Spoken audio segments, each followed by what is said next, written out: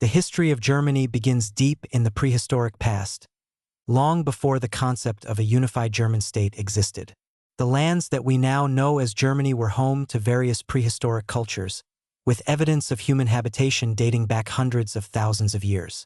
Neanderthals roamed these lands as early as 200,000 years ago, leaving behind tools and other artifacts that offer a glimpse into their lives. As Homo sapiens migrated into Europe, they too left their mark on the region, establishing settlements and gradually developing into more complex societies. By the Bronze Age, around 2000 BCE, the region that would become Germany was home to a variety of different cultures, each with its own distinct characteristics. The Urnfield culture, known for its practice of cremating the dead and placing their ashes in urns buried in fields, spread throughout Central Europe, including parts of modern-day Germany. This was followed by the Hallstatt culture, associated with early Celtic peoples, which brought advancements in metalworking and trade. As we move into the Iron Age, the first recognizable Germanic tribes began to emerge. These tribes, which included the Suebi, Marcomanni, and Cherusci, among others, spoke early Germanic languages and lived in small, loosely organized communities. They practiced a mix of agriculture, hunting, and fishing, and their social structure was based on kinship and tribal loyalty. The first significant contact between the Germanic tribes and the outside world came with the expansion of the Roman Empire.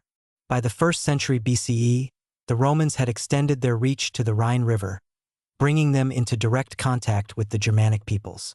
The Romans referred to the lands east of the Rhine as Germania, and they viewed the region as a wild and untamed frontier. The relationship between the Romans and the Germanic tribes was complex, marked by both conflict and cooperation. The Romans initially sought to conquer and pacify Germania, but they quickly realized that the region was difficult to control. The dense forests, rugged terrain, and fierce resistance from the Germanic tribes made it nearly impossible for the Romans to establish lasting control over the region. One of the most famous episodes in early Germanic history is the Battle of the Teutoburg Forest in 9 CE. This battle was a turning point in the relationship between the Romans and the Germanic tribes. An alliance of Germanic tribes, led by Arminius, a chieftain of the Cherusci who had been trained as a Roman soldier, ambushed and destroyed 3 Roman legions under the command of Publius Quinctilius Varus. This devastating defeat halted Roman expansion into Germania and established the Rhine as the boundary between the Roman Empire and the Germanic lands. Arminius became a hero among the Germanic tribes, symbolizing resistance to Roman domination, and his legacy would be remembered and celebrated for centuries. Despite the Roman defeat at Teutoburg, interactions between the Germanic tribes and the Roman Empire continued. Some tribes served as mercenaries in the Roman army, while others engaged in trade with the Romans. Roman influence can still be seen in the archaeological remains scattered throughout Germany, including military outposts, roads, and settlements. These include the famous Limes Germanicus, a line of fortifications that marked the Roman Empire's frontier in Germania. As the Roman Empire began to decline in the 3rd and 4th centuries CE, the power of the Germanic tribes grew. The migrations and invasions of various Germanic peoples, known as the Great Migration or Völkerwanderung, played a significant role in the eventual fall of the Western Roman Empire. Tribes such as the Visigoths, Ostrogoths, Vandals, and Franks moved into Roman territories, establishing their own kingdoms on the ruins of the Roman world. The Franks, in particular, would come to play a crucial role in the history of Germany. Originally a loose confederation of Germanic tribes, the Franks began to consolidate power under the leadership of their Merovingian kings. By the late 5th century, under the rule of Clovis I, the Franks had united much of what is now France and Western Germany. Clovis's conversion to Christianity around 500 CE was a pivotal moment, as it established a close alliance between the Frankish kingdom and the Roman Catholic Church, setting the stage for the rise of the Carolingian Empire in the centuries to come. Thus, the ancient roots of Germany were laid in a landscape shaped by prehistoric cultures, early Germanic tribes, and the powerful influence of the Roman Empire. This foundational period set the stage for the complex and diverse history that would unfold in the centuries that followed. As the Roman Empire crumbled under the pressure of internal strife and external invasions, new powers emerged across Europe. Among these were the Franks, a Germanic people whose rise would fundamentally shape the history of Germany and Western Europe. The Frankish kingdom began to take shape in the 5th century under the leadership of Clovis I, who became the first king to unite the Frankish tribes under a single ruler. Clovis was a member of the Merovingian dynasty, named after Merovech, a semi-legendary figure said to be the founder of the dynasty. Clovis's most significant achievement was his conversion to Christianity around 500 CE, a decision that aligned the Frankish kingdom with the Roman Catholic Church and established a lasting alliance that would influence European politics for centuries. Clovis's conversion had profound implications for the future of the Frankish kingdom. It not only secured the support of the powerful Roman Catholic Church but also helped to legitimize his rule over both his Frankish subjects and the Gallo-Roman population within his territories. By the time of his death in 511, Clovis had expanded his kingdom to include much of modern-day France and Western Germany, laying the foundations for what would become one of the most powerful kingdoms in Europe. Following Clovis's death, the Frankish kingdom was divided among his sons, in keeping with the Germanic tradition of partitioning the realm among heirs. This division led to periods of internal conflict and fragmentation, as various Merovingian kings vied for control. However, the Merovingians eventually fell into a period of decline, characterized by weak leadership and increasing reliance on their powerful nobles, particularly the mayors of the palace, who were essentially the kingdom's chief administrators and military leaders. It was one of these mayors of the palace, Charles Martel, who would emerge as a central figure in Frankish history. In 732, Charles Martel achieved a decisive victory over Muslim forces at the Battle of Tours or Poitiers, halting the northward expansion of Islamic power into Western Europe. This victory earned him the nickname the Hammer and established the Carolingian family, from which he descended, as the true power behind the Frankish throne. Charles Martel's grandson, Charlemagne, would go on to become one of the most significant figures in European history. Charlemagne, or Charles the Great, ascended to the Frankish throne in 768 and embarked on a series of military campaigns that expanded his kingdom to include much of Western and Central Europe. By the time of his coronation as Emperor of the Romans by Pope Leo III on Christmas Day in the year 800, Charlemagne had forged an empire that stretched from the Pyrenees to the Danube and from the North Sea to Italy. Charlemagne's reign marked the beginning of the Carolingian Empire, a period of renewal and consolidation in European history. He worked to strengthen the central administration of his empire, appointing loyal counts and bishops to govern the various regions and ensuring their allegiance through a system of oaths and fealty. He also sought to revive learning and culture in what came to be known as the Carolingian Renaissance. This cultural revival saw the establishment of schools, the preservation of classical texts, and the standardization of Latin as the language of administration and scholarship across the empire. One of Charlemagne's key achievements was his relationship with the Roman Catholic Church. By aligning himself with the Pope, Charlemagne reinforced the notion of a Christian empire, with the emperor as its divinely appointed protector. This partnership laid the groundwork for the medieval concept of Christendom, a unified Christian community under the spiritual guidance of the Pope and the temporal leadership of the emperor. However, the unity of Charlemagne's empire proved difficult to maintain after his death in 814. His grandsons divided the empire among themselves in the Treaty of Verdun in 843, creating 3 separate kingdoms: West Francia, East Francia, and Lotharingia. East Francia, which roughly corresponds to modern-day Germany, became the heart of the German-speaking world and the precursor to the Holy Roman Empire. The dissolution of Charlemagne's empire into smaller, often competing, territories set the stage for the development of feudalism in medieval Europe. In East Francia, the power of local dukes, counts, and bishops grew as the central authority of the king weakened.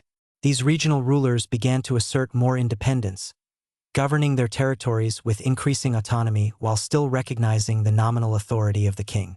In 962, the fragmented remnants of Charlemagne's empire were reconstituted in a new form when Otto I, Duke of Saxony, was crowned emperor by Pope John XII, marking the official beginning of the Holy Roman Empire.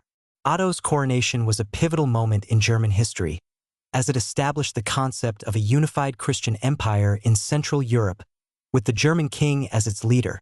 The Holy Roman Empire was not a centralized state like Charlemagne's empire, but rather a loose confederation of territories, each governed by its own ruler but united under the emperor's nominal authority.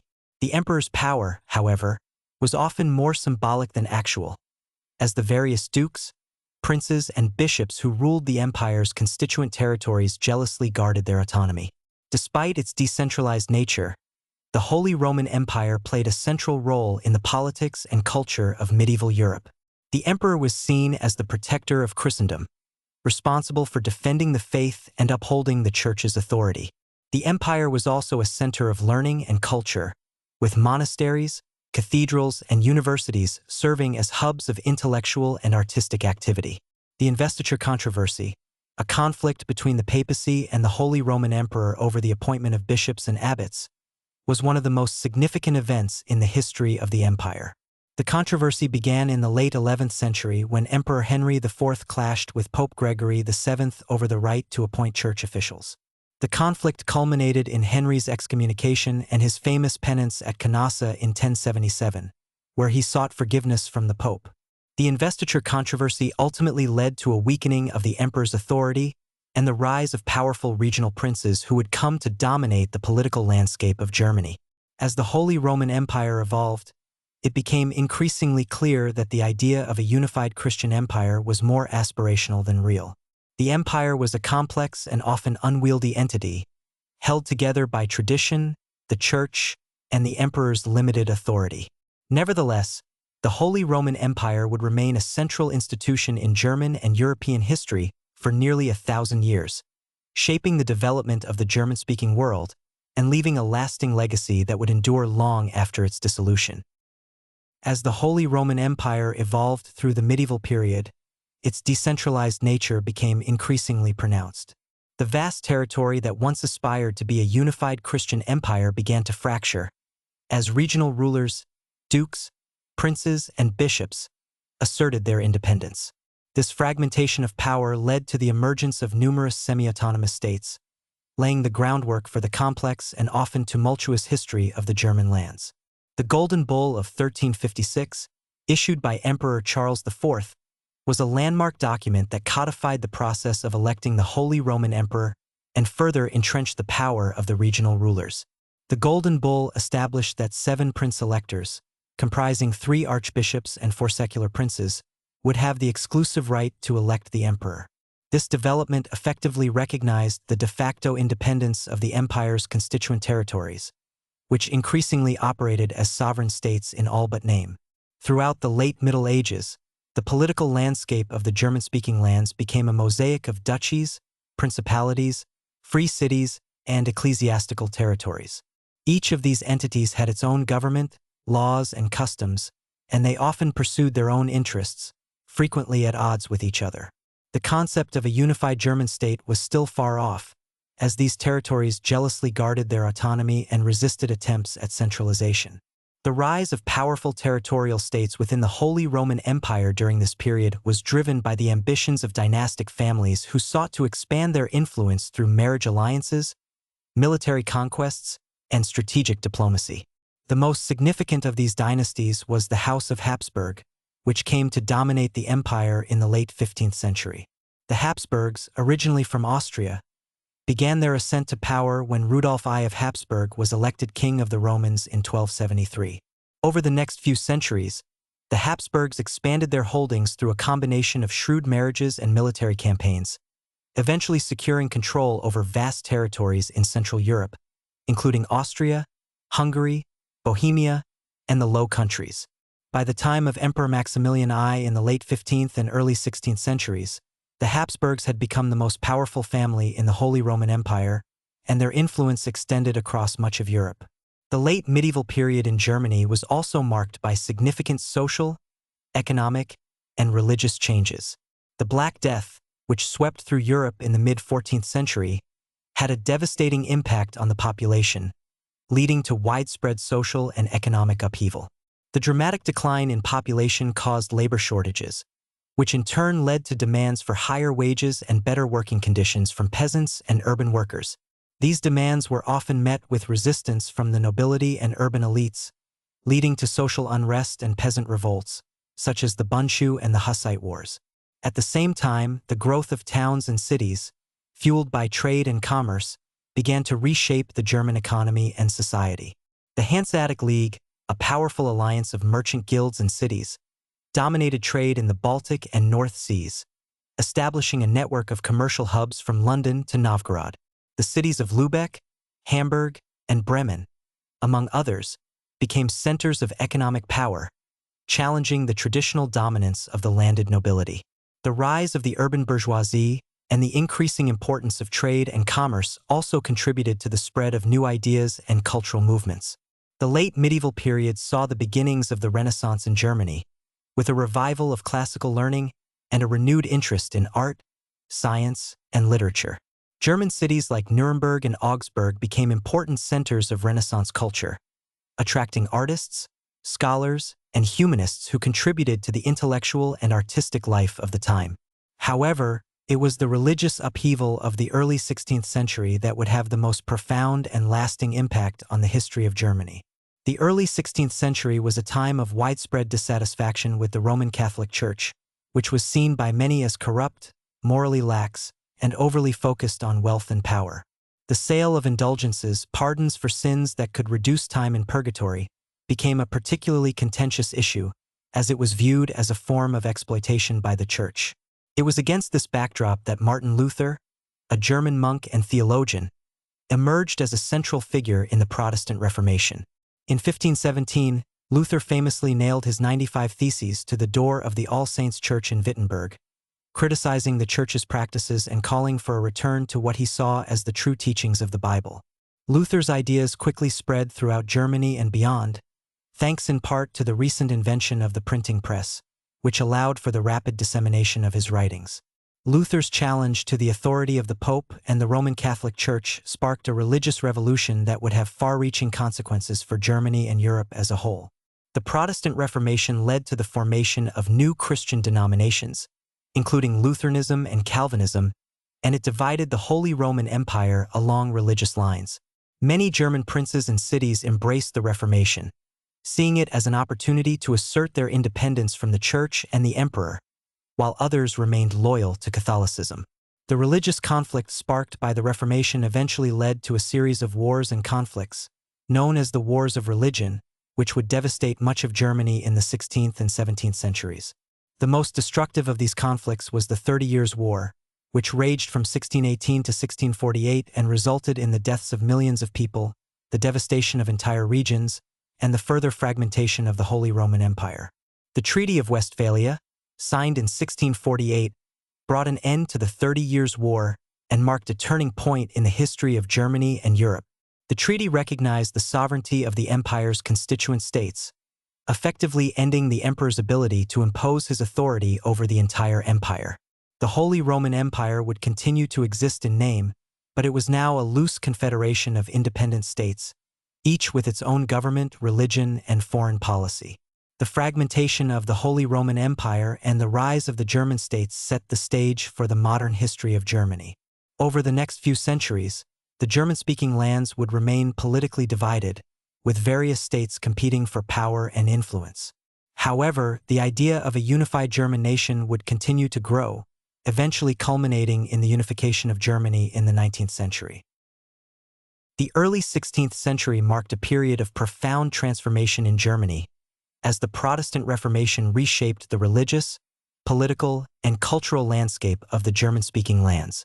The movement began with a call for reform within the Roman Catholic Church, but quickly escalated into a widespread religious revolution that would have lasting consequences for Germany and Europe as a whole. The Reformation was sparked by Martin Luther, a German monk and theologian, whose challenge to the authority of the Catholic Church ignited a firestorm of controversy. Luther was deeply troubled by the Church's practice of selling indulgences, certificates that were believed to reduce the time a soul would spend in purgatory. He viewed this practice as a corruption of the Church's teachings and an exploitation of the faithful. In 1517, Luther famously nailed his 95 Theses to the door of the All Saints Church in Wittenberg, a common practice for inviting academic debate. His theses criticized the sale of indulgences and called for a return to what he saw as the true teachings of the Bible. Luther argued that salvation could not be bought or earned through good works, but was instead a gift from God, granted through faith alone, a concept known as sola fide. Luther's ideas quickly spread throughout Germany and beyond, thanks in large part to the recent invention of the printing press by Johannes Gutenberg. The printing press allowed for the rapid dissemination of Luther's writings, making it possible for his message to reach a broad audience across Europe. The Reformation struck a chord with many people who were dissatisfied with the Catholic Church's wealth, corruption, and moral laxity. As Luther's teachings gained traction, they attracted both fervent supporters and fierce opposition. Many German princes and city-states embraced the Reformation, seeing it as an opportunity to assert their independence from the Church and the Holy Roman Emperor.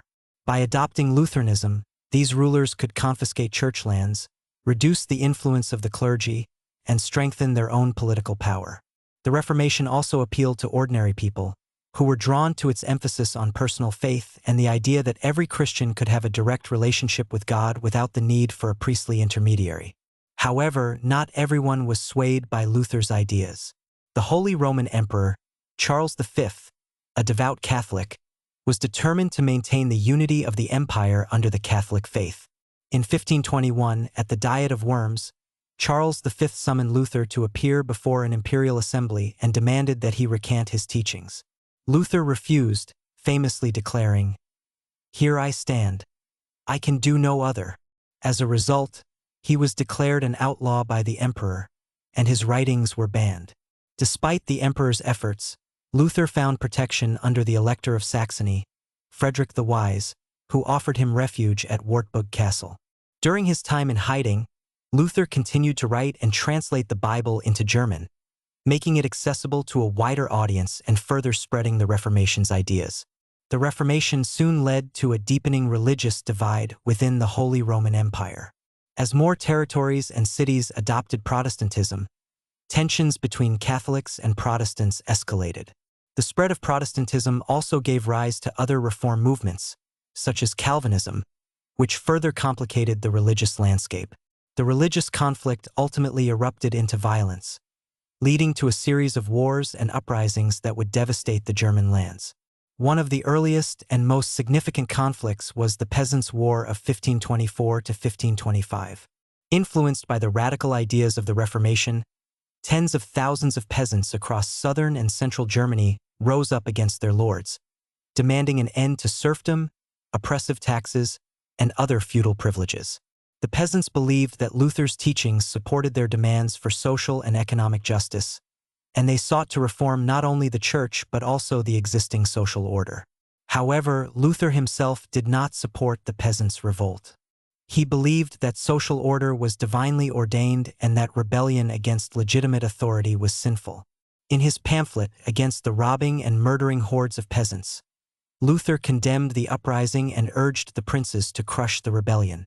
The Peasants' War was brutally suppressed, with tens of thousands of peasants killed and their leaders executed.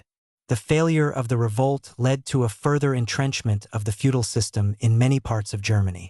The religious conflict between Catholics and Protestants continued to escalate throughout the 16th century. The Schmalkaldic War, 1546 to 1547, named after the Schmalkaldic League, a defensive alliance of Protestant princes, was another key conflict.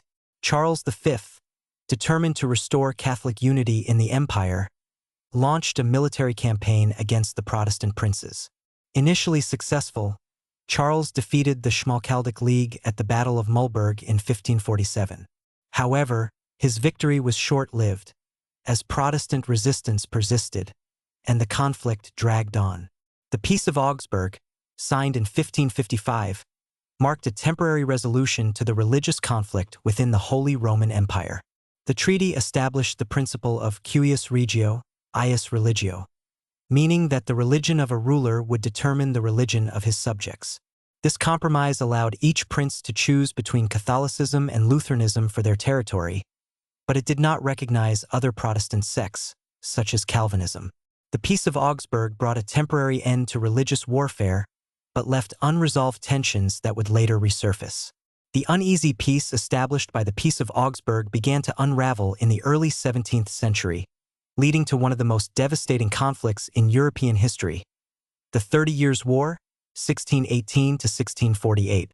This war began as a religious conflict between Catholic and Protestant states within the Holy Roman Empire but quickly expanded into a broader European struggle involving most of the major powers of the time. The war was sparked by the defenestration of Prague in 1618, when Protestant nobles in Bohemia threw two Catholic officials out of a window in protest against the policies of the Catholic Habsburg Emperor, Ferdinand II. This act of defiance ignited a conflict that spread across the empire and beyond, drawing in Sweden, France, Spain, and other European powers.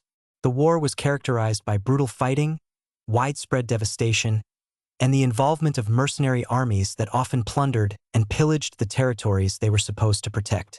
The 30 Years' War had a catastrophic impact on the German states. Entire regions were depopulated, cities were destroyed, and the economy was devastated. It is estimated that the population of the Holy Roman Empire declined by as much as 1/3 due to the war and its associated famines and diseases. The war also deepened the religious and political divisions within the empire, making any hope of a unified German state seem even more remote. The war finally came to an end with the signing of the Treaty of Westphalia in 1648. The treaty had far-reaching consequences for the political and religious landscape of Europe.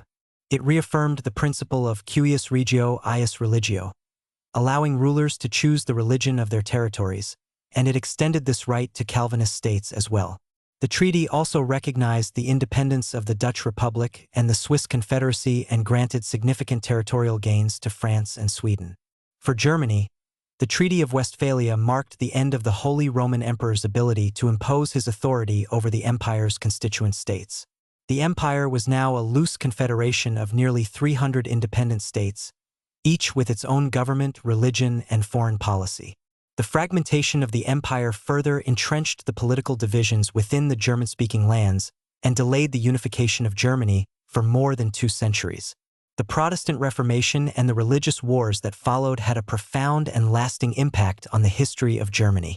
The Reformation not only reshaped the religious landscape of the German states, but also laid the groundwork for the development of modern concepts of individual conscience, religious freedom, and the separation of church and state. The wars of religion, while devastating, also contributed to the emergence of new political and diplomatic practices in Europe, including the recognition of state sovereignty and the balance of power.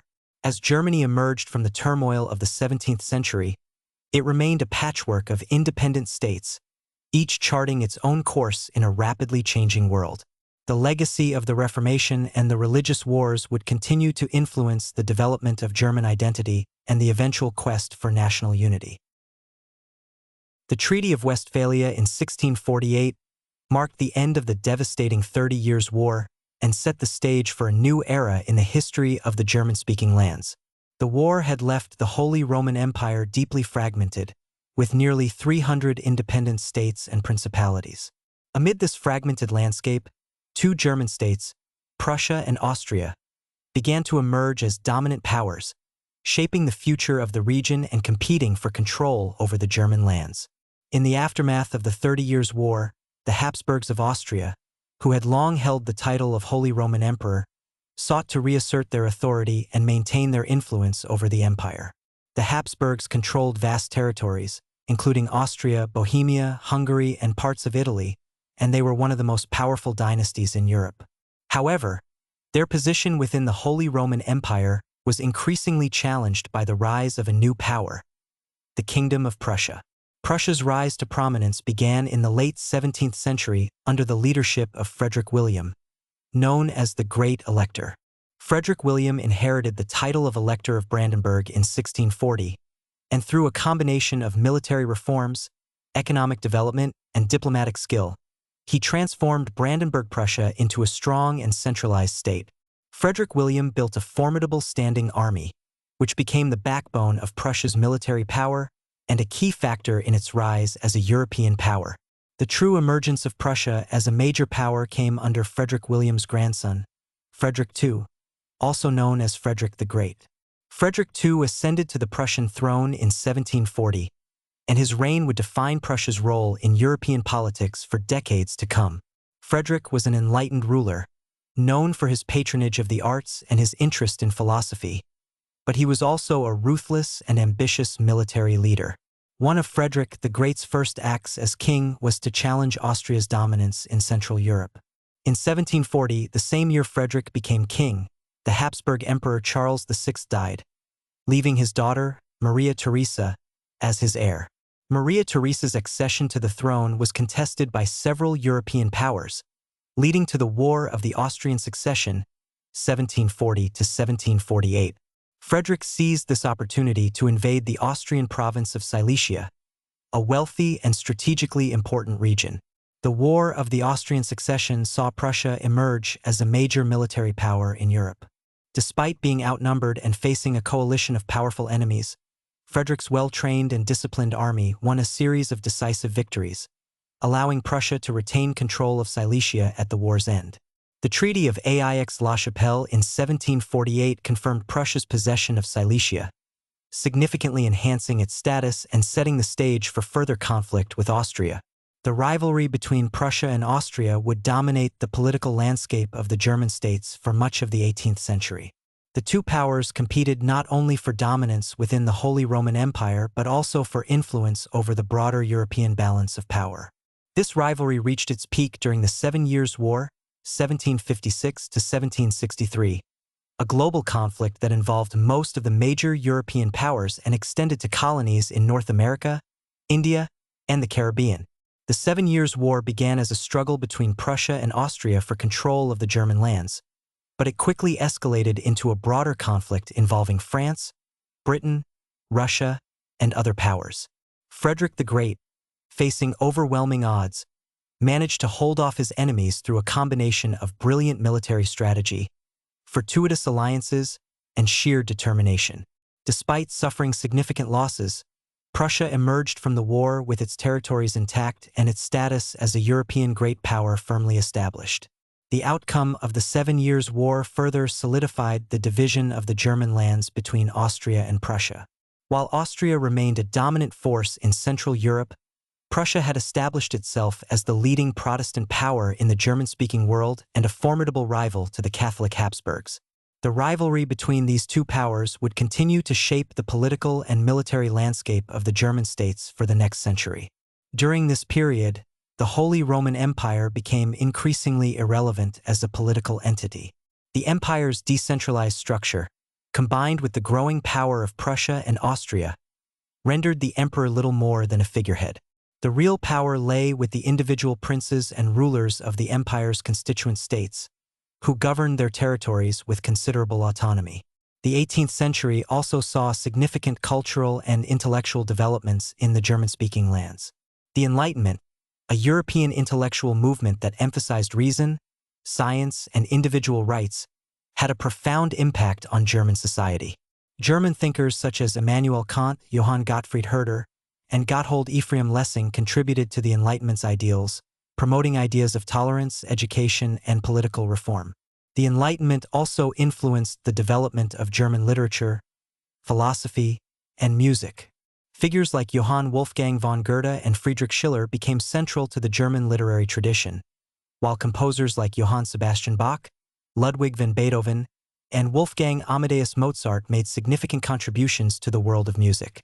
These cultural achievements helped to shape a distinct German identity, even as the political landscape remained fragmented. By the end of the 18th century, the German-speaking lands were on the brink of another period of profound change. The French Revolution of 1789, with its radical ideas of liberty, equality, and fraternity, would send shockwaves across Europe, challenging the old order and setting the stage for the Napoleonic Wars. These events would bring about the dissolution of the Holy Roman Empire and pave the way for the eventual unification of Germany in the 19th century. As Prussia and Austria continued their struggle for dominance, the seeds of a new German nation were being sown. The rivalry between these two powers, along with the cultural and intellectual developments of the 18th century, would play a crucial role in shaping the future of Germany and its place in the world. The dawn of the 19th century brought sweeping changes to Europe, and nowhere were these changes more dramatic than in the German-speaking lands. The French Revolution, which began in 1789, unleashed a wave of radical ideas and political upheaval that would reverberate across the continent. The ideals of liberty, equality, and fraternity inspired people throughout Europe, but also posed a direct challenge to the traditional monarchies and feudal systems that had long dominated the German states. The French Revolution quickly evolved from a domestic struggle for reform into a broader conflict that threatened the established order across Europe. The revolutionary French Republic, determined to spread its ideals and defend itself against foreign monarchies, declared war on Austria and Prussia in 1792. This marked the beginning of a series of wars known as the French Revolutionary Wars, which would ultimately lead to the rise of Napoleon Bonaparte and the transformation of the political landscape of Europe. As the French revolutionary armies swept across Europe, they encountered a fragmented and decentralized Holy Roman Empire. The empire, with its hundreds of semi-autonomous states, was ill-equipped to resist the disciplined and ideologically motivated French forces. One by one, the German states fell under French control, and the old order began to crumble. Napoleon Bonaparte, who emerged as the leader of France in 1799, sought to consolidate his power and extend French influence across Europe. In 1804, he crowned himself Emperor of the French, and over the next decade, he embarked on a series of military campaigns that redrew the map of Europe. For the German states, Napoleon's rise to power marked the beginning of a new and tumultuous era. One of Napoleon's most significant actions in the German-speaking lands was the reorganization of the Holy Roman Empire. In 1806, following his victory over Austria at the Battle of Austerlitz, Napoleon forced Emperor Francis II to abdicate and dissolve the Holy Roman Empire, bringing to an end an institution that had lasted for over 1,000 years. In its place, Napoleon established the Confederation of the Rhine, a coalition of German states that were effectively satellites of the French Empire. The dissolution of the Holy Roman Empire was a momentous event, symbolizing the end of the medieval order and the beginning of a new era in German history. Napoleon's rule brought significant changes to the German states. The Confederation of the Rhine, composed of 16 German states, was reorganized along more centralized lines, with many of the smaller territories being absorbed into larger states. Napoleon's influence also led to the introduction of legal and administrative reforms, including the Napoleonic Code, which modernized legal systems and promoted the principles of equality before the law and the abolition of feudal privileges. These reforms helped to break down the old feudal structures and contributed to the modernization of the German states. However, Napoleon's domination of the German lands also provoked resistance and resentment. Many Germans chafed under French rule, and a growing sense of German nationalism began to take root. The ideas of the Enlightenment, combined with the experience of foreign occupation, fostered a desire for national unity and independence among the German people. Intellectuals, writers, and poets began to articulate a vision of a united Germany, one that would transcend the petty divisions of the past and create a new, modern nation-state. The most famous of these intellectuals was Johann Gottlieb Fichte, a philosopher who delivered a series of lectures in Berlin in 1807 to 1808 known as the Addresses to the German Nation. In these speeches, Fichte called for the revival of German culture and the unification of the German states as a means of resisting French domination. He argued that the German people shared a common language, culture, and history, and that these shared characteristics should form the basis of a unified German nation. The seeds of German nationalism were also sown in the cultural sphere, where figures like Johann Wolfgang von Goethe and Friedrich Schiller celebrated the distinctiveness of German culture and history. The publication of the Grimm's fairy tales by Jacob and Wilhelm Grimm in 1812 further contributed to the sense of a shared German identity, as the brothers sought to collect and preserve the folk traditions of the German-speaking peoples. The growing sense of nationalism eventually found expression in armed resistance. In 1813, following Napoleon's disastrous invasion of Russia, the German states rose up against French rule in what became known as the War of Liberation, Befreiungskrieg. Prussia, which had been humiliated by Napoleon's earlier victories, played a leading role in this struggle, rallying other German states to join the fight against the French. The War of Liberation culminated in the decisive Battle of Leipzig in October 1813, also known as the Battle of Nations. This battle, the largest of the Napoleonic Wars, saw the armies of Austria, Prussia, Russia, and Sweden clash with Napoleon's forces in a bloody and protracted struggle. The defeat of Napoleon at Leipzig marked a turning point in the war and led to the eventual collapse of the French Empire. In 1815, following Napoleon's final defeat at the Battle of Waterloo, the Congress of Vienna was convened to redraw the map of Europe and restore the old order. The Congress sought to create a balance of power that would prevent any one nation from dominating Europe, and it established a new political arrangement for the German-speaking lands known as the German Confederation, Deutscher Bund. The German Confederation was a loose association of 39 German states, including Austria and Prussia, that replaced the defunct Holy Roman Empire. The Confederation was designed to provide a framework for cooperation among the German states while preserving their independence and sovereignty. The Diet of the Confederation, based in Frankfurt, served as the central deliberative body, but its powers were limited, and it was largely ineffective in resolving conflicts among the member states. Despite its weaknesses, the German Confederation represented an important step toward the eventual unification of Germany. The idea of a united German nation had taken root, and the experience of the Napoleonic Wars had demonstrated the potential power of a unified Germany.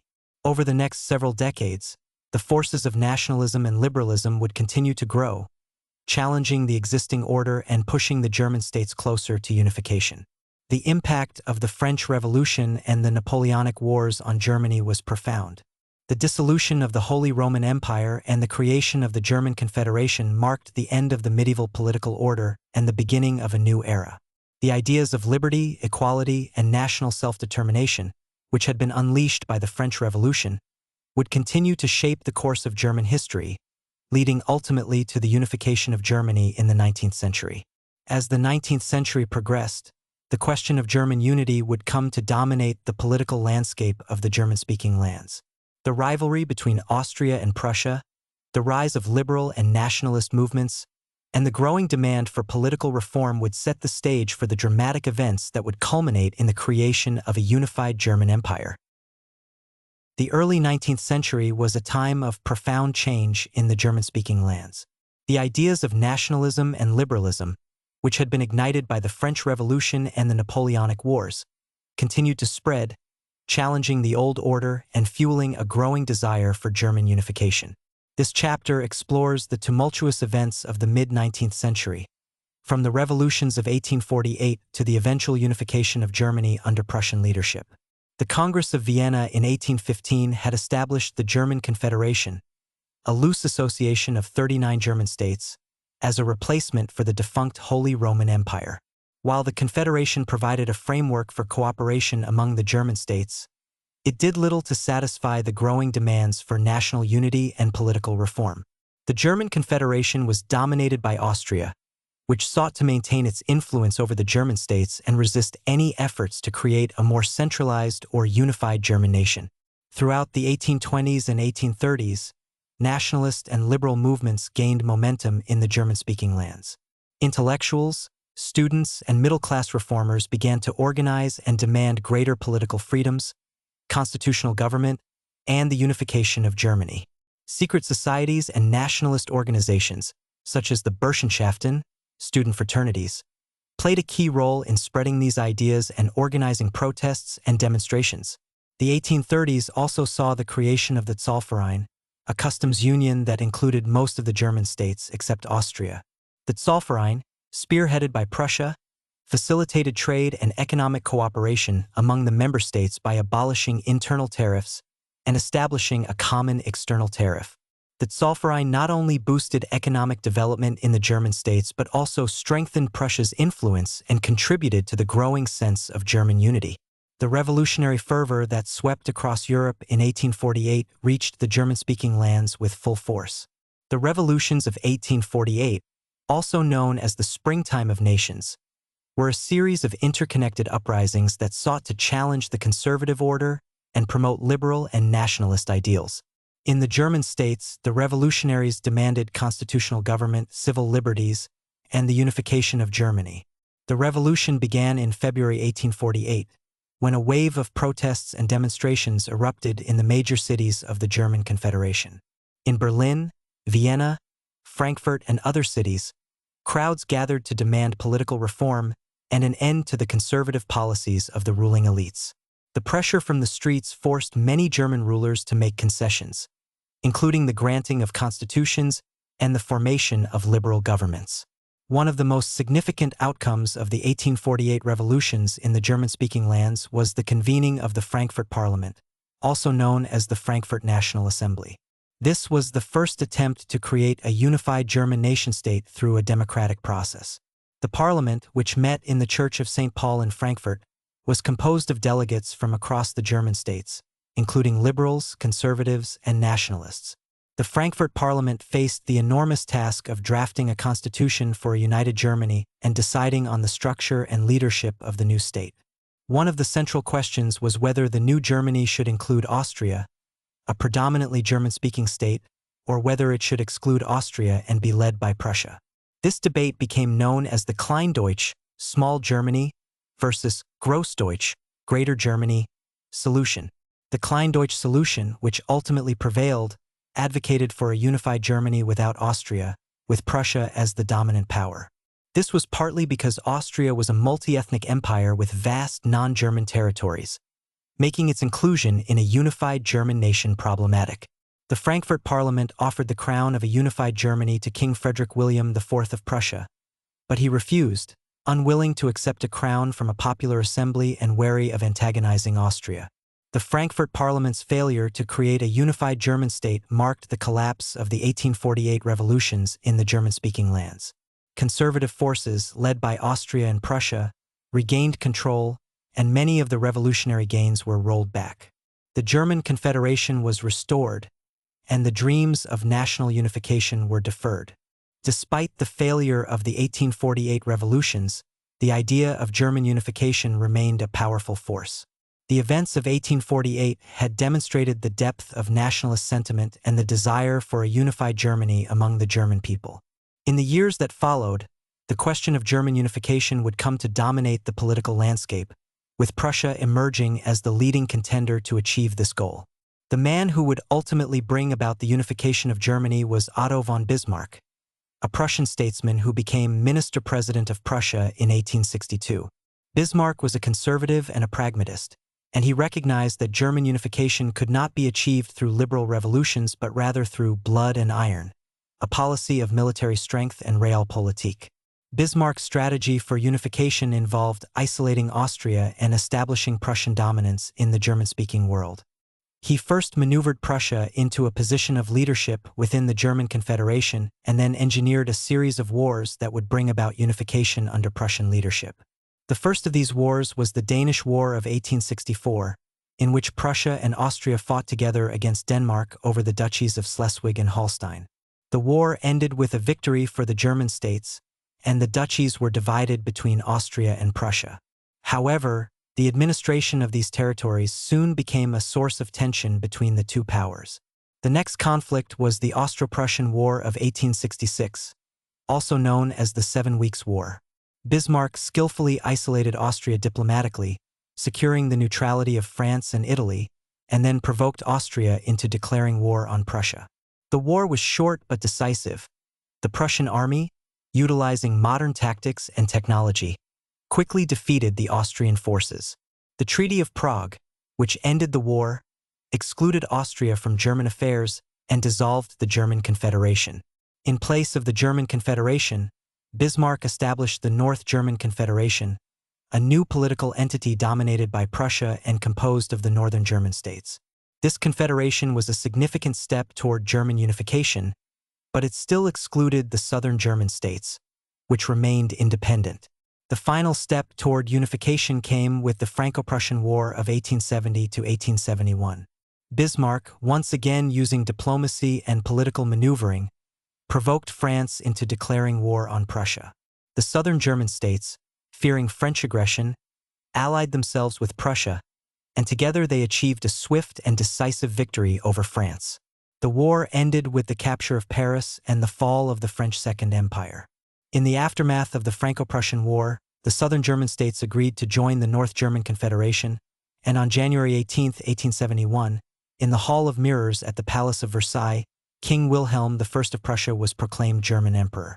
The German Empire was born, marking the culmination of centuries of efforts to unify the German-speaking peoples into a single nation-state.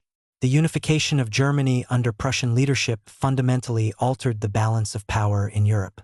The new German Empire was a powerful and industrialized state, with a strong military and a dynamic economy.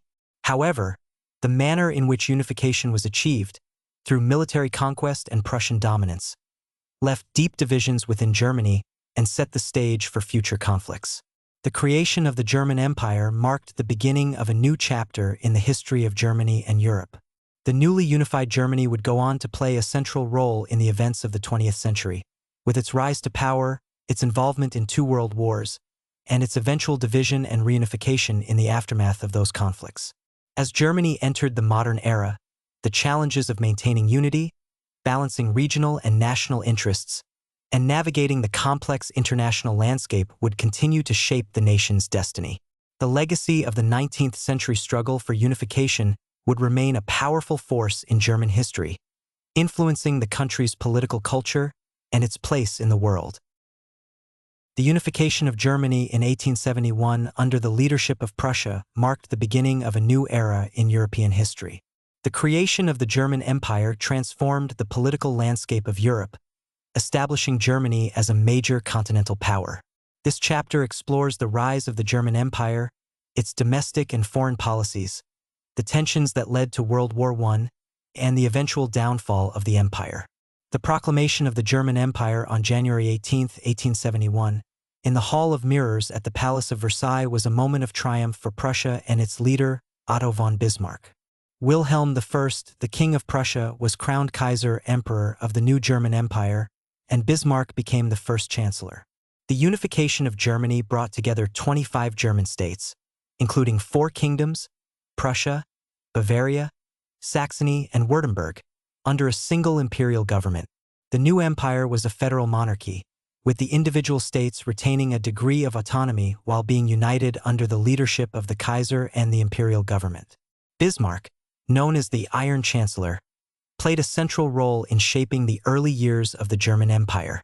His primary goal was to maintain the stability and security of the newly unified state, both domestically and internationally.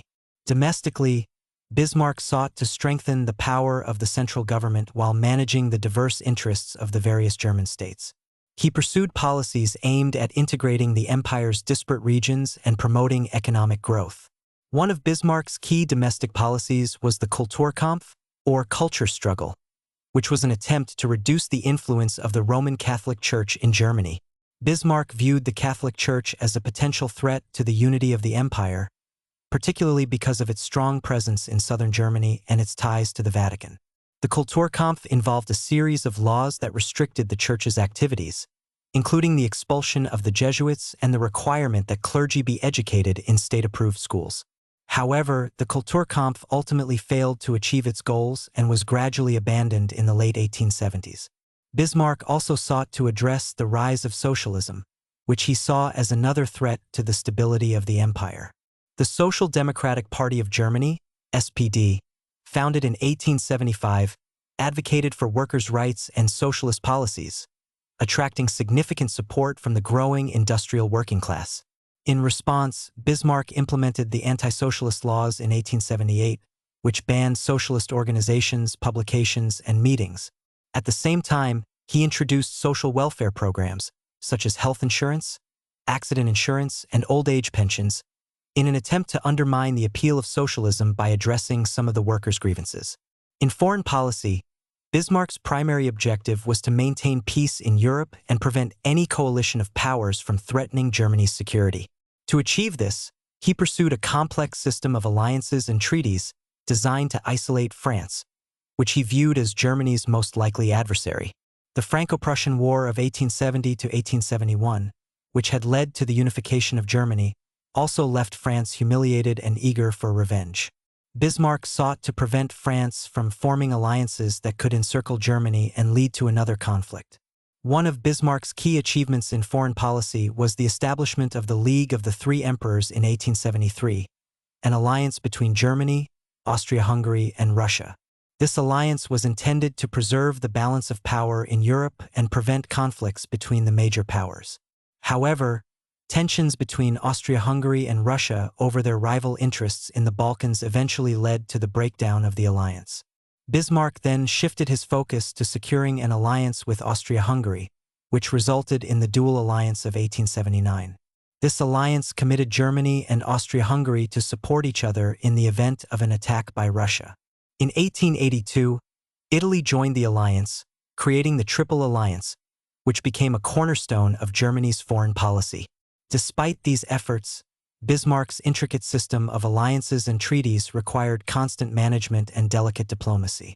Bismarck was acutely aware of the dangers of a general European war, and he worked tirelessly to prevent such a conflict. However, his successors would struggle to maintain the complex web of alliances that he had built. In 1888, Wilhelm I died, and his son Frederick III briefly became Kaiser before dying of cancer later that year. Frederick's son, Wilhelm II, then ascended to the throne. The new emperor, Wilhelm II, was ambitious, impulsive, and determined to assert his own authority, which led to significant changes in the direction of German policy. Wilhelm II's reign marked the beginning of a more aggressive and expansionist approach to foreign policy, known as Weltpolitik or world policy. Wilhelm believed that Germany deserved a place in the sun and sought to establish Germany as a global power through the expansion of its navy, the acquisition of colonies, and a more assertive stance in international affairs. This shift in policy brought Germany into increasing conflict with other major powers, particularly Britain and France. Wilhelm II's decision to dismiss Bismarck in 1890 marked a turning point in the history of the German Empire. Without Bismarck's cautious and skillful diplomacy, Germany's foreign policy became more erratic and confrontational. The construction of a powerful navy, intended to challenge British naval supremacy, led to an arms race between Germany and Britain, further straining relations between the two countries. Germany's aggressive foreign policy, combined with the shifting alliances and rivalries among the great powers, created a highly volatile situation in Europe. The assassination of Archduke Franz Ferdinand of Austria-Hungary in Sarajevo in June 1914 provided the spark that ignited the powder keg of tensions, leading to the outbreak of World War I. Germany, as a member of the Triple Alliance with Austria-Hungary and Italy, found itself drawn into the conflict. When Austria-Hungary declared war on Serbia, Russia mobilized in defense of Serbia, triggering a chain reaction of mobilizations and declarations of war. Germany, bound by its alliance with Austria-Hungary, declared war on Russia and, shortly thereafter, on Russia's ally, France. When German troops violated Belgian neutrality by invading Belgium to reach France, Britain declared war on Germany, plunging Europe into a devastating conflict. World War I, also known as the Great War, was a conflict of unprecedented scale and destruction. The war quickly became a brutal and protracted struggle, characterized by trench warfare, heavy casualties, and the use of new and deadly technologies, such as machine guns, tanks, and chemical weapons. The German military, initially successful in its advance through Belgium and France, soon found itself bogged down in a bloody stalemate on the Western Front. As the war dragged on, the strain on Germany's economy and society grew increasingly severe. Food shortages, inflation, and the loss of millions of lives created widespread discontent among the German population. The government's promises of a quick victory faded, and the reality of total war took its toll on both the military and civilian morale. In 1917, the situation worsened for Germany with the entry of the United States into the war on the side of the Allies. The American contribution of fresh troops and resources tipped the balance of power against the Central Powers, including Germany. By the autumn of 1918, the German military was exhausted, and the empire was on the brink of collapse.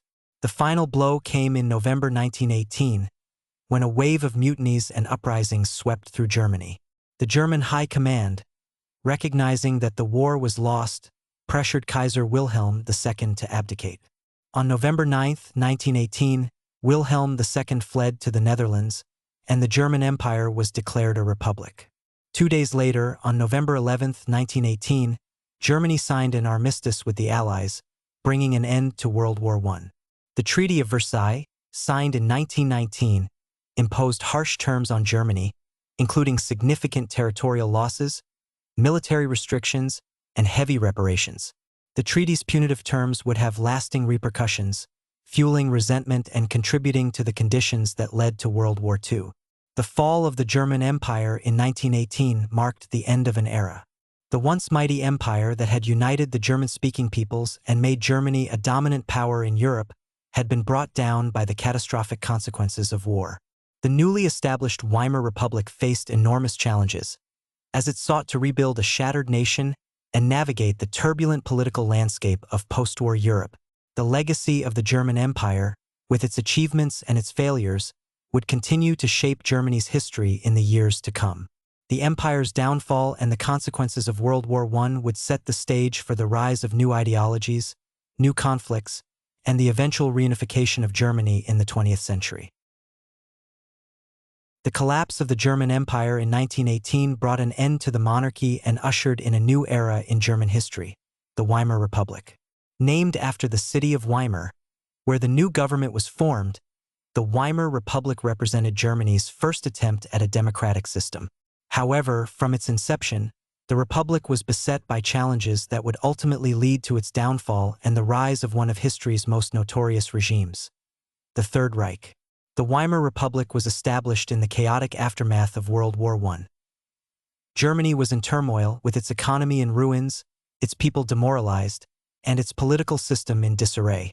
The abdication of Kaiser Wilhelm II and the signing of the armistice left a power vacuum that was quickly filled by a provisional government led by the Social Democratic Party, SPD.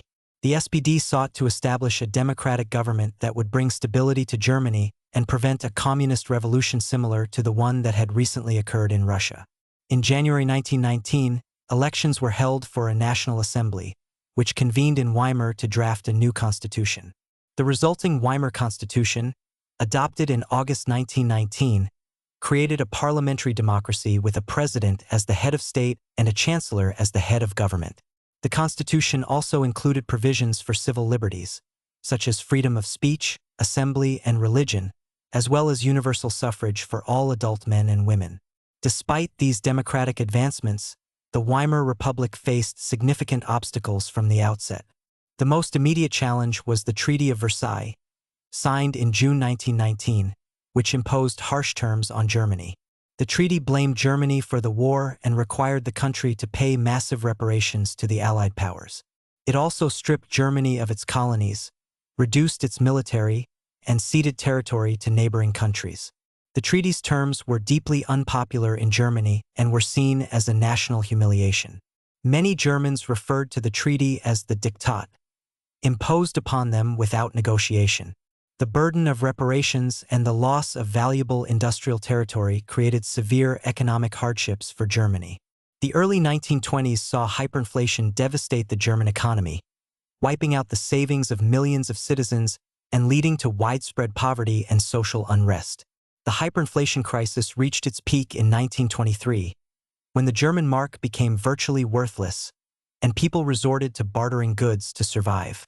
The economic crisis fueled political extremism on both the left and the right. The Communist Party of Germany, KPD, gained support among workers and those who were disillusioned with the capitalist system, while far-right nationalist groups, including the National Socialist German Workers' Party, NSDAP, commonly known as the Nazi Party, capitalized on the widespread anger and frustration. The Nazi Party, founded in 1920, was initially a fringe movement led by Adolf Hitler, a former soldier who had been embittered by Germany's defeat in World War I. Hitler and the Nazis promoted a radical nationalist and anti-Semitic ideology, blaming Jews, communists, and the Weimar politicians for Germany's troubles. In 1923, Hitler attempted to overthrow the Weimar government in the failed beer hall putsch in Munich. The coup was quickly crushed, and Hitler was arrested and sentenced to prison.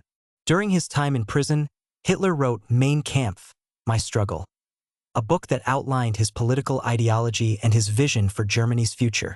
In Mein Kampf, Hitler expressed his belief in the superiority of the Aryan race, his hatred of Jews, and his desire to expand Germany's territory through conquest.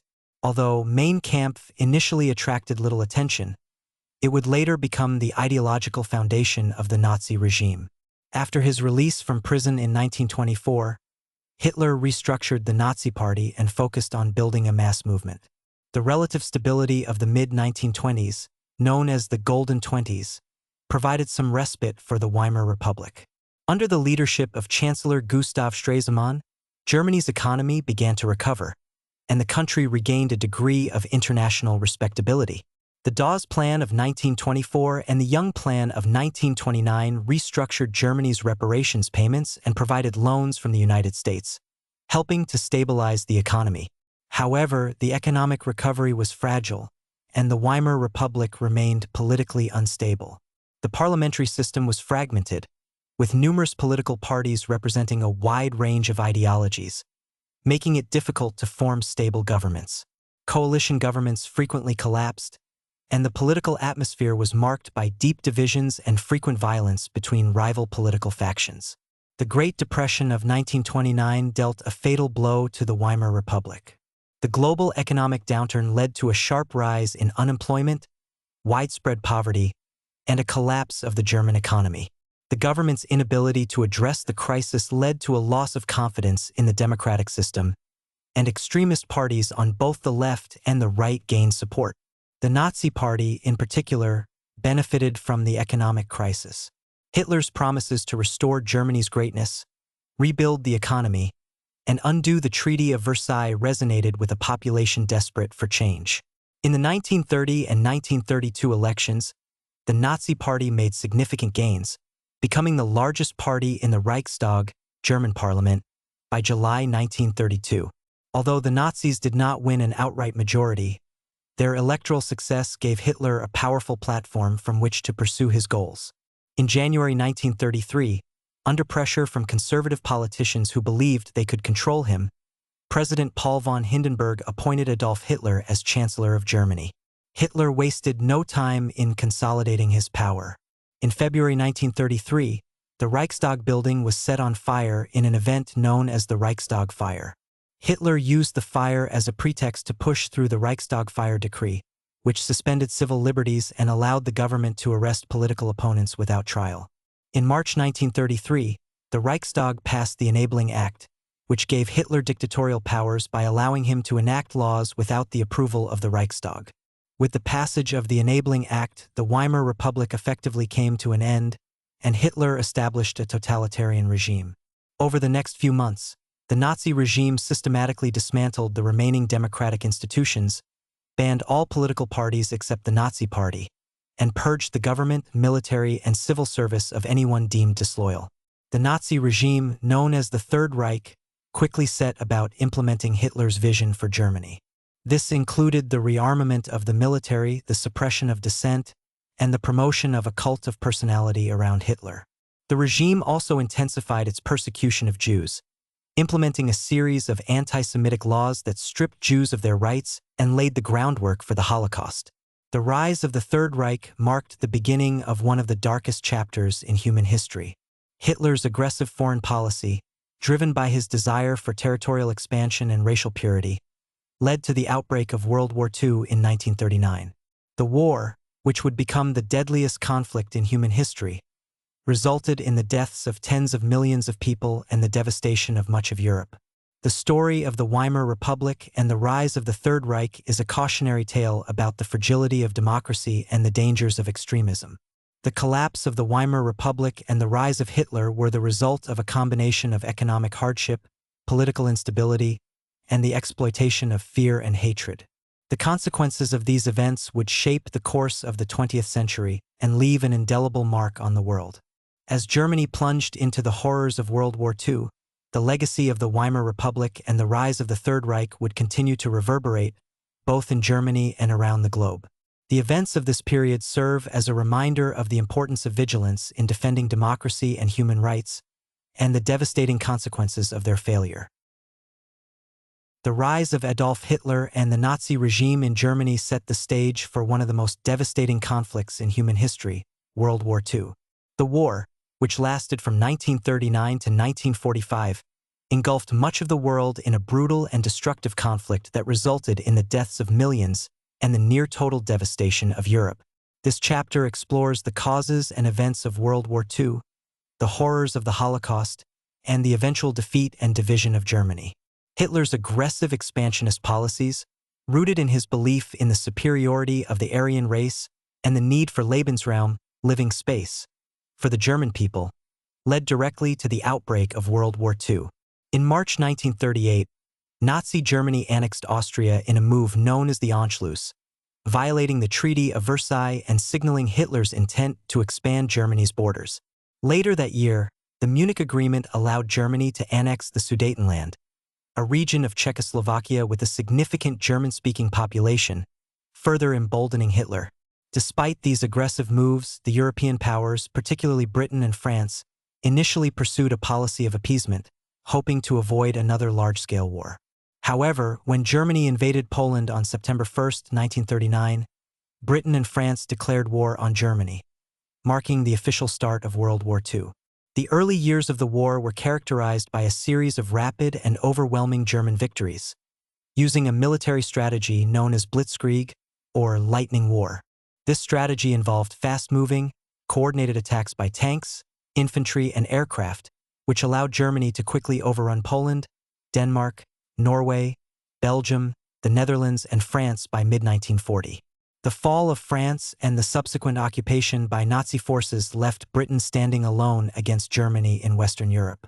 However, Hitler's decision to invade the Soviet Union in June 1941, in an operation codenamed Barbarossa, marked a significant turning point in the war.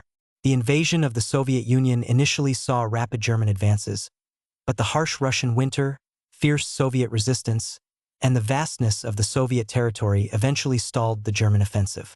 The Battle of Stalingrad, which lasted from August 1942 to February 1943, was a particularly brutal and decisive battle that ended in a catastrophic defeat for the German army, marking the beginning of the German retreat on the Eastern Front. While the war raged across Europe, the Nazi regime implemented its most horrific policy: the Holocaust.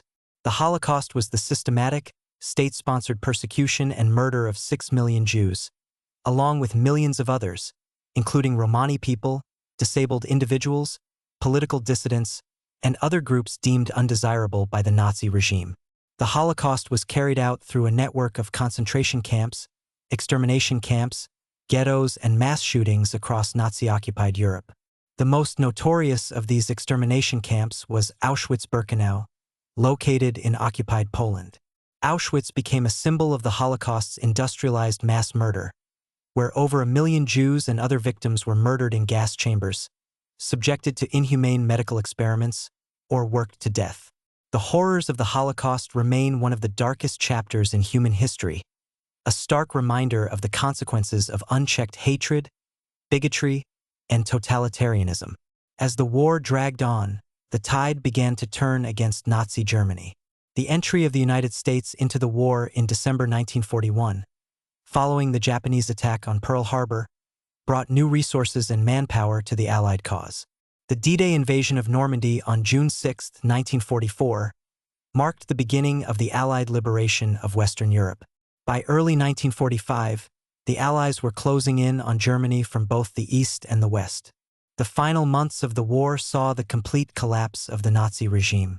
Allied bombing raids devastated German cities, and the relentless advance of Soviet forces from the east led to the fall of Berlin in May 1945. On April 30, 1945, Adolf Hitler committed suicide in his bunker in Berlin as Soviet troops closed in on the city. Just days later, on May 7, 1945, Germany surrendered unconditionally to the Allies, bringing an end to the war in Europe. The aftermath of World War II left Germany in ruins. The country's infrastructure was destroyed, its cities were reduced to rubble, and millions of its people were dead, displaced, or suffering from the effects of the war. The Nazi regime's crimes, particularly the Holocaust, left an indelible stain on Germany's history and reputation. In the immediate aftermath of the war, Germany was occupied by the Allied powers Britain, France, the United States, and the Soviet Union, each of which controlled a different zone of the country. The capital city of Berlin, located within the Soviet zone, was also divided into 4 sectors, each controlled by one of the Allies. The Allies agreed that Germany should be demilitarized, denazified, and democratized, with the goal of preventing any future aggression. However, the unity of the Allies quickly began to unravel as ideological differences between the Western powers and the Soviet Union deepened. The onset of the Cold War, a period of intense geopolitical tension between the capitalist West, led by the United States, and the communist East, led by the Soviet Union, led to the division of Germany into two separate states. In 1949, the Western zones of occupation were merged to form the Federal Republic of Germany, FRG, commonly known as West Germany, with a democratic government and a capitalist economy. In response, the Soviet-controlled zone was transformed into the German Democratic Republic, GDR, or East Germany, with a communist government aligned with the Soviet Union. The division of Germany became one of the most enduring symbols of the Cold War. The Berlin Wall, constructed in 1961 by the East German government to prevent its citizens from fleeing to the West, became a stark physical representation of the Iron Curtain that separated East and West. The division of Germany would last for over 4 decades, during which time the two German states followed very different paths. West Germany, supported by the United States and its Western allies, experienced rapid economic recovery and growth during the post-war period, becoming one of the world's leading industrialized nations. The country also played a central role in the formation of the European Economic Community, EEC, the precursor to the European Union, and emerged as a key player in European integration. East Germany, on the other hand, was a satellite state of the Soviet Union, with a centrally planned economy and a repressive political system. The East German government, led by the Socialist Unity Party, SED, maintained strict control over its population, with extensive surveillance by the secret police, known as the Stasi. Despite efforts to build a socialist economy, East Germany lagged behind West Germany in terms of economic development and standard of living. The division of Germany was a painful reality for millions of Germans, many of whom were separated from family members and friends by the Berlin Wall and the heavily fortified border between East and West. The desire for reunification remained a powerful force in both East and West Germany, even as the Cold War deepened the divide. The events of World War II and its aftermath left an indelible mark on Germany and the world. The horrors of the Holocaust and the devastation of the war served as a stark reminder of the consequences of totalitarianism, militarism, and unchecked aggression. The division of Germany reflected the broader geopolitical struggle between East and West, a struggle that would shape the course of the 20th century. As the Cold War continued, the prospect of German reunification seemed distant. Yet, the desire for unity and the shared history of the German people persisted, laying the groundwork for the momentous events that would eventually bring about the fall of the Berlin Wall and the reunification of Germany in 1990. The division of Germany after World War II into East and West, symbolized most dramatically by the Berlin Wall, became one of the most enduring images of the Cold War. For more than 4 decades, the two German states existed as ideological and political opposites, reflecting the broader global conflict between the Soviet Union and the Western powers. This chapter explores the tensions of the Cold War, the fall of the Berlin Wall, the reunification of Germany, and the country's evolving role in the modern world. After the establishment of the Federal Republic of Germany, West Germany, and the German Democratic Republic, East Germany, in 1949, the two states embarked on very different paths. West Germany, under the leadership of Chancellor Konrad Adenauer, pursued a policy of Western integration, aligning itself with the United States and Western Europe. Adenauer's government focused on economic recovery, democratic consolidation, and reintegration into the international community. The Marshall Plan, a U.S. initiative that provided economic assistance to Western Europe, played a crucial role in West Germany's rapid post-war recovery, leading to the so-called Wirtschaftswunder, or economic miracle. West Germany also took steps to reconcile with its neighbors, particularly France, through initiatives like the European Coal and Steel Community, ECSC, which laid the foundation for the European Economic Community, EEC, and, eventually, the European Union. This period of economic growth and political stability allowed West Germany to reestablish itself as a major European power, although the issue of reunification with East Germany remained unresolved.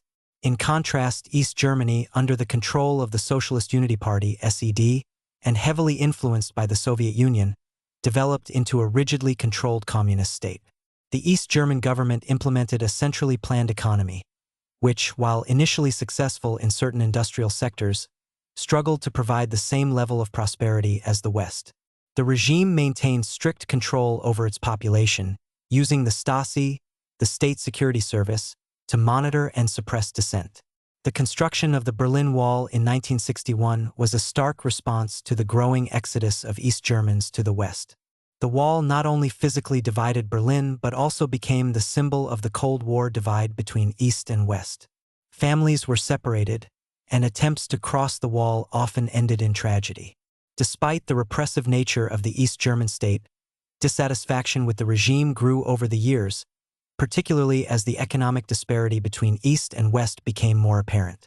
Throughout the Cold War, the issue of German reunification remained a central concern for many Germans, even as the geopolitical realities seemed to make it an impossible dream.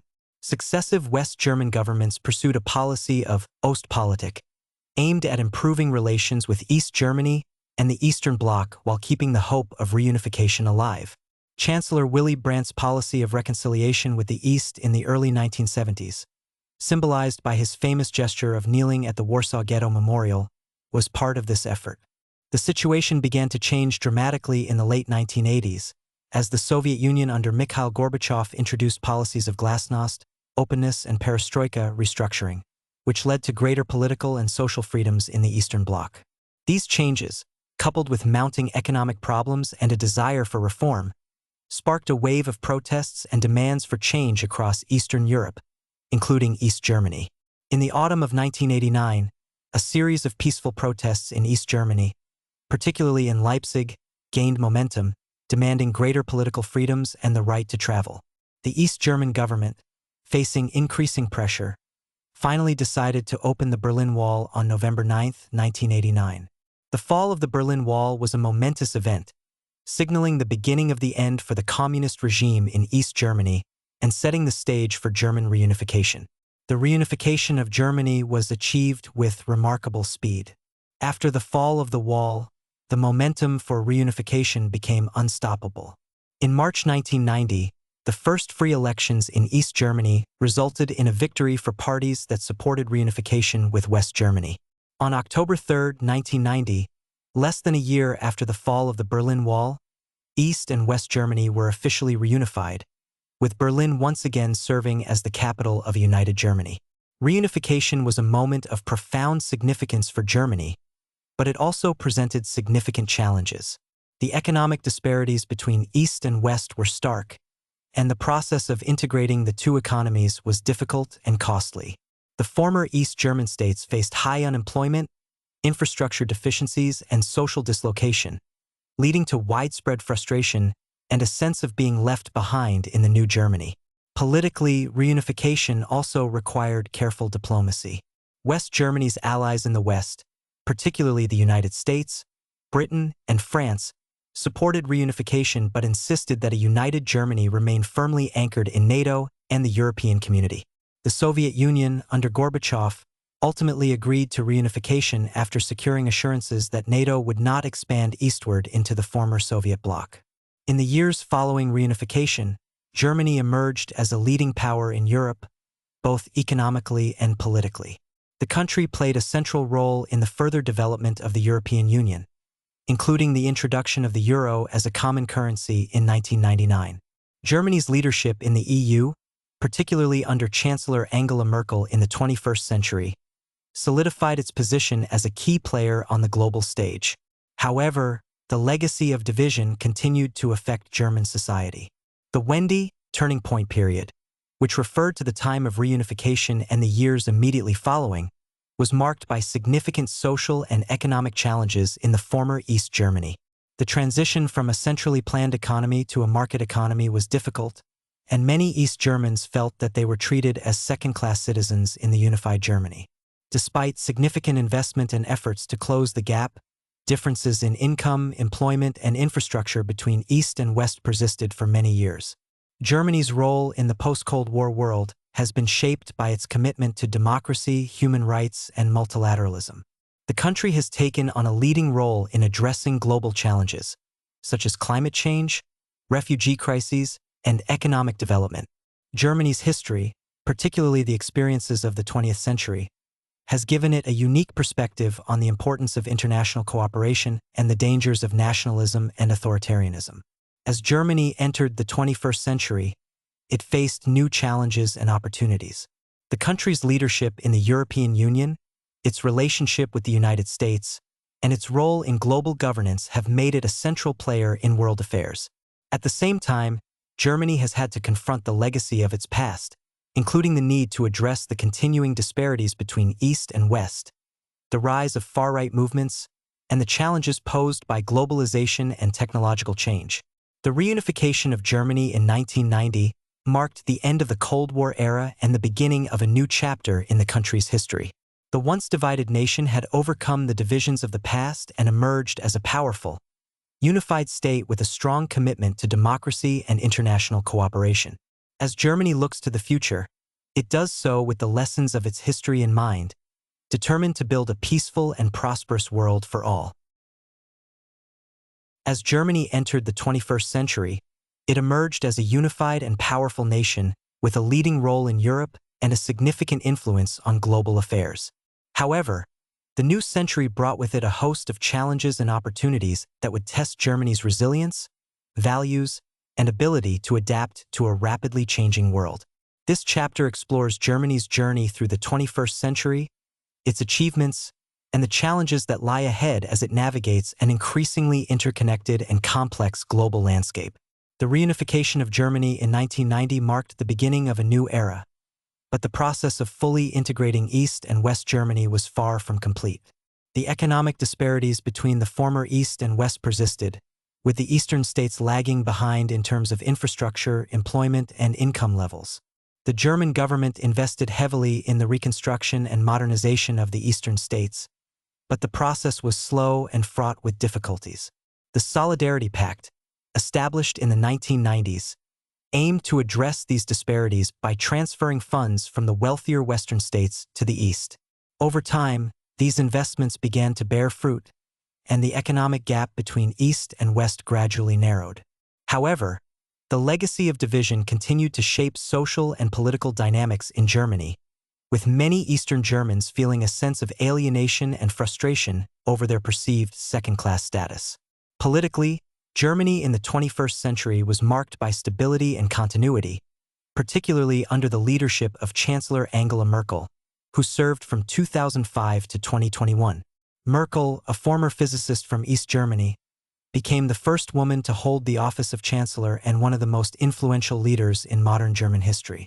Her pragmatic and cautious approach to governance earned her the nickname Mutti, Mom, reflecting her reputation as a steady and reliable leader during times of crisis. Merkel's tenure was defined by her handling of several major challenges, including the global financial crisis of 2008, the European debt crisis, and the refugee crisis of 2015. During the financial crisis, Germany played a central role in stabilizing the Eurozone, advocating for fiscal discipline while also supporting bailout packages for struggling economies like Greece, Ireland, and Portugal. Merkel's insistence on austerity measures was controversial, particularly in southern Europe, but it reinforced Germany's position as the economic powerhouse of the continent. The refugee crisis of 2015 was another defining moment for Germany and Merkel's leadership. As conflicts in the Middle East, particularly the Syrian civil war, displaced millions of people, Germany became one of the primary destinations for refugees seeking asylum in Europe. Merkel's decision to welcome over 1 million refugees into Germany was both praised and criticized.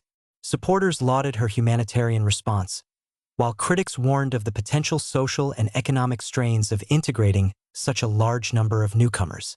The refugee crisis exposed deep divisions within German society and fueled the rise of right-wing populism.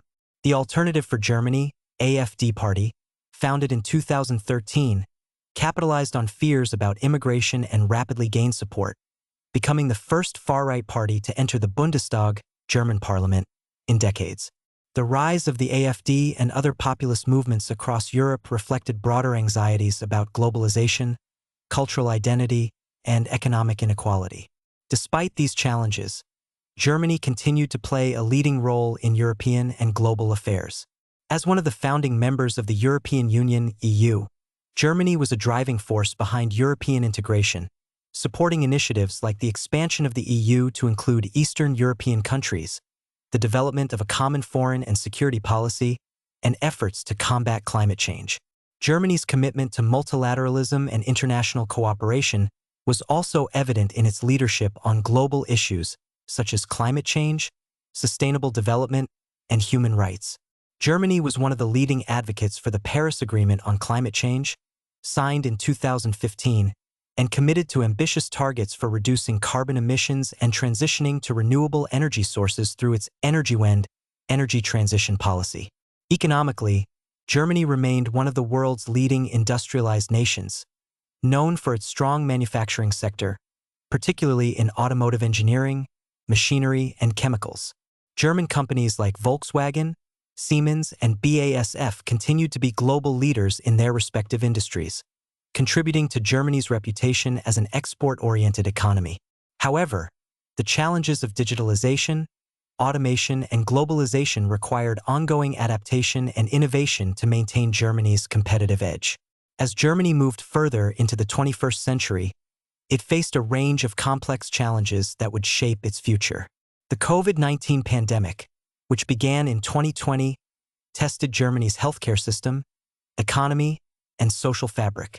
The pandemic highlighted the importance of effective governance, social solidarity, and international cooperation, as well as the need to address inequalities and vulnerabilities within society.